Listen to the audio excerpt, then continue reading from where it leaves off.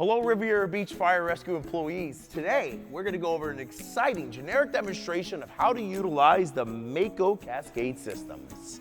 So step one to utilizing this wonderful Cascade system is opening up the compressor door to make sure that the oil levels are correct. Now inside the compressor, you'll find an oil gauge, and all you're looking for is to make sure that the oil is between the minimum and full, these two black lines. Now that we've ensured that the oil inside the compressor is at the proper level, you can hit this fancy on button here.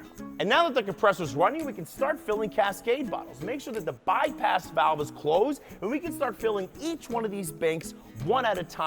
Tends to be the best practice versus all of them. Very important note here, you do not need to demonstrate your CrossFit deadlifting strength on each one of these lovely knobs here.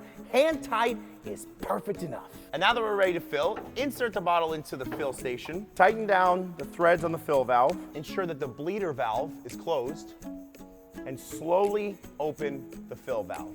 Now close her up and get ready to fill some bottles.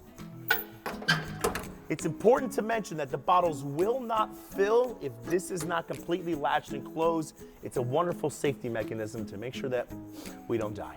And now that the door is safely latched, we can start filling the bottle. You're gonna make sure that all of your two banks are closed, and we can start filling from one of the from banks that has the highest amount of pressure. We'll open the from bank, and then we can slowly open the fill valve, making sure that we slowly fill the bottle. If we fill it too fast, it's gonna be full of hot air, like some of the firefighters that we work with.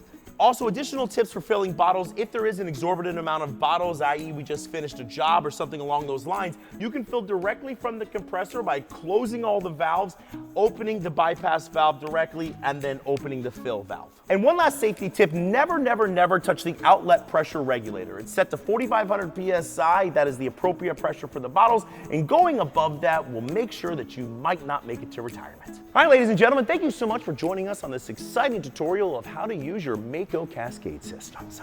Spencer, you want to add anything? Exciting man of very little words.